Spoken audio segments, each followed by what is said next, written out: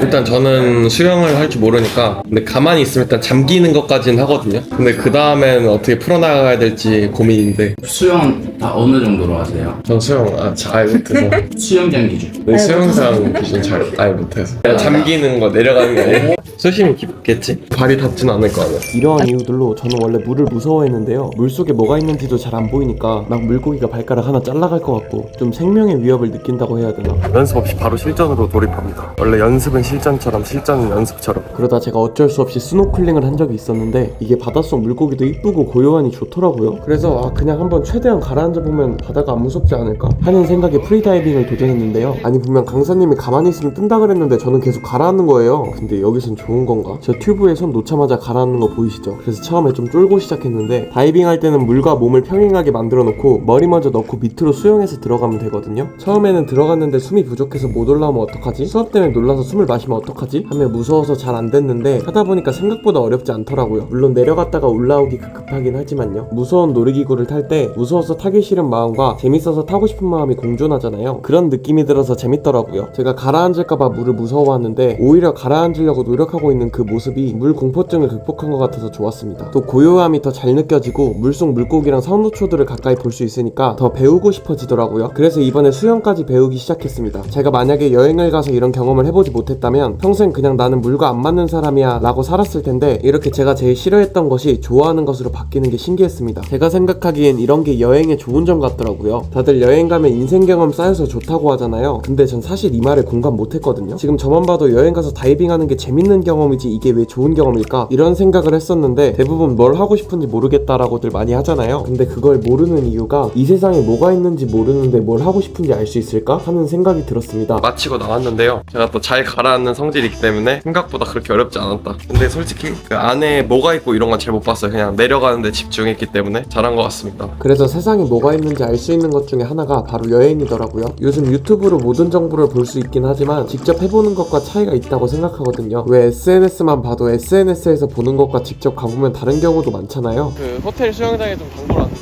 비가 너무 많이 와가지고 거의 팽집니다.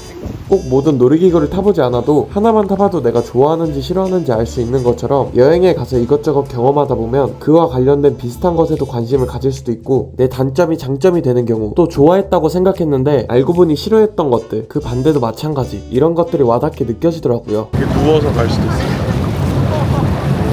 바다 여기 완전 바다입니다 여러분. 완전 바다. 아무튼 이런 점들을 알고 여행하니까 옛날에 아무 생각 없이 여행할 때랑 느끼는 게 다르더라고요. 제가 이번 연도에 유독 여행을 많이 갔는데 이렇게 여행이 왜 좋은지는 알게 됐는데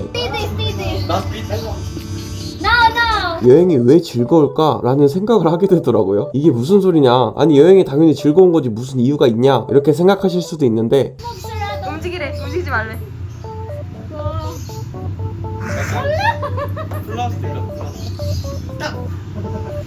헐 무서워.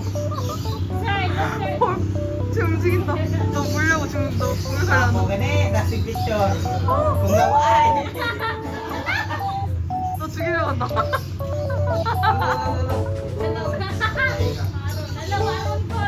너 죽이려고 한다.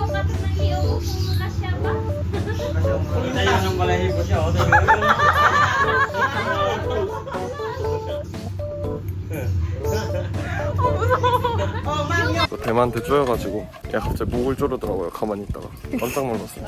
느낌은 약간 플라스틱 호스 같은 느낌? 갑자기 짚라인을 타러 왔습니다. 고문하러 가네. 제가 이런 생각을 왜 하게 됐냐면 원래는 공항 가면 설레기도 하고 신났었는데 최근에는 그냥 아무 느낌이 안 들더라고요. 사실 좀 과장하긴 했는데 아무 느낌이 안 든다기보다는 다른 생각들로 머리가 복잡해서 여행을 즐기는데 집중이 잘 안 되더라고요. 여러분들은 혹시 다음 주에 시험이 있거나 중요한 일정이 있을 때 내가 지금 놀고 있거나 쉬고 있어도 마음이 불안했던 적 있지 않으신가요? 마치 옛날에 일요일 주말 저녁에 개그 콘서트에서 봉숭아학당이라고 마지막 코너가 있었는데 전 그 코너 할 때 항상 기분이 안 좋았었거든요. 분명 재밌어서 웃고 있는데도 말이에요. 근데 지금 생각해보니까 이 코너가 끝나면 일요일이 끝나고 일요일이 끝나면 다음날 학교를 가야 되니까 그게 너무 싫어서 그런 생각이 들었었는데 저만 그랬었나요? 지금 섬 도착해서 계단으로 올라가고 있습니다. 여기서 이제 이따가 워터 슬라이드라고 70m 밑에서 떨어지는 걸 탈 건데 그게 제일 기대가 됩니다. 망고 먼저 먹어보겠습니다.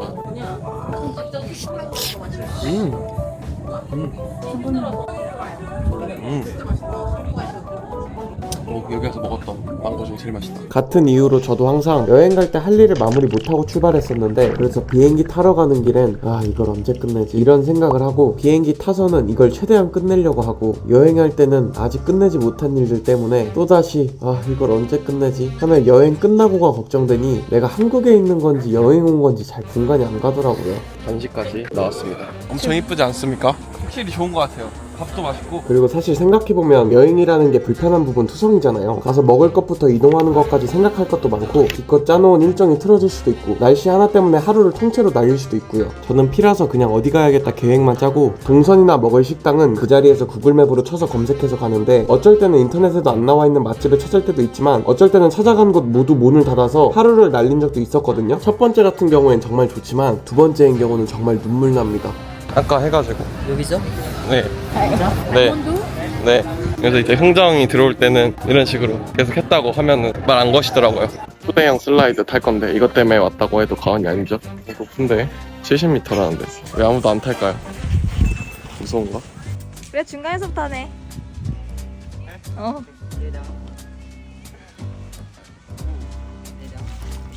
무서운데?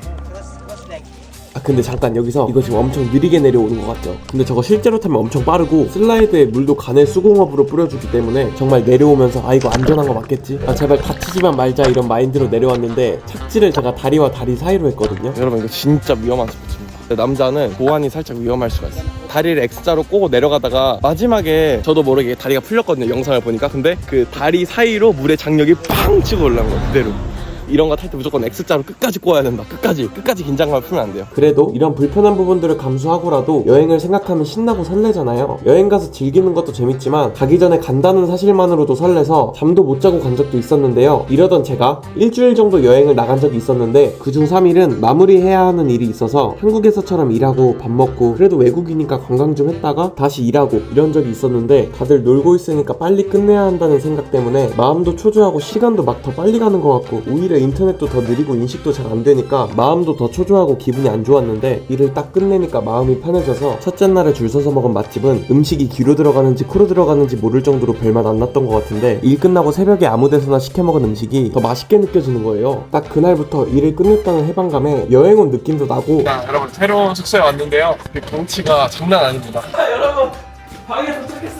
이때는 그냥 아무것도 안 해도 아 그래 내가 지금 여행 와 있지? 라는 생각으로 너무 재밌는 거예요. 그러다 문득 왜 같은 여행인데 앞에 3일은 별로고 그 뒤에는 재밌었을까? 라는 생각이 들었는데, 제가 그때 당시 느낀 감정은 단순히 일을 끝내고 안 끝내고 차이보다도 해방감의 차이였던 것 같아요. 우리가 여행을 간다는 건 보통 휴가를 내서 많이 오잖아요. 그리고 휴가를 낸다는 건 일에 대한 생각을 하지 않아도 되니까 그것에서 오는 해방감일 것 같다는 생각에 도달했는데요. 만약 여행이 즐거운 이유가 몸에 쌓인 피로도를 해소하는 과정이라면 어디를 여행하는지 다르겠지만, 저는 관광지로 여행 가면 매번 하루에 3시간씩밖에 안 자고 하루에 3만 보씩 걸어다녀서 다리가 부서질 것 같은 와중에도 너무 재밌거든요. 왜 호캉스 특징이라 그래서 한 번도 안 쉬고 계속 놀고 즐기다가 잠은 집에서 잔다고 하잖아요. 옛날에 철학과 교수님이 음식 맛은 어떤 음식을 먹냐보다 어떤 사람과 먹는지에 달려있다고 해주신 적이 있는데, 여행도 마찬가지라는 생각이 들었습니다. 만약 여러분이 제일 좋아하는 곳으로 여행을 가는데 가장 싫어하는 사람과 여행을 간다고 생각해보면 불편해서 여행이 되게 불만족스러울 거예요. 결국 여행에서 오는 즐거움은 몸이 아닌 마음과 관련돼 있다고 생각이 들더라고요. 사람마다 여행을 갈 때 어떤 감정을 느끼고 싶은지 다 다르겠지만, 저는 해방감이라는 감정을 느끼고 싶어서 가는 것 같았습니다. 하지만 여행에 가서도 제가 기대했던 감정 대신에 초조함과 불안함을 느끼게 되니까 오히려 일 끝내고 집에서 편하게 쉬는 게 더 즐겁게 느껴질 정도였으니까요. 그래서 내가 어디에 있건 무슨 일을 하던지 간에 나의 마음가짐이 가장 중요하다고 느꼈습니다. 제가 같은 공간에서 같은 음식을 먹어도 마음이 불안했을 때랑 평온했을 때랑 달랐던 것처럼요. 그래서 여행이 끝나고 느껴지는 여행 휴유증도 우리가 여행하며 느낀 감정을 느끼지 못하면서 오는 일종의 허탈감일 수도 있겠다고 느껴졌습니다. 이걸 극복하는 저만의 스페셜한 꿀팁이 있는데요. 만약 제가 파리로 여행을 갔다가 다시 돌아온다고 하면, 난 원래 파리 사람인데 오늘 내가 좋아하는 K-팝을 직접 들어보러 한국으로 여행을 간다 라는 설레는 마음을 가지고 가면 한국에 와서도 여행하는 기분은 개뿔 언제 다시 가지?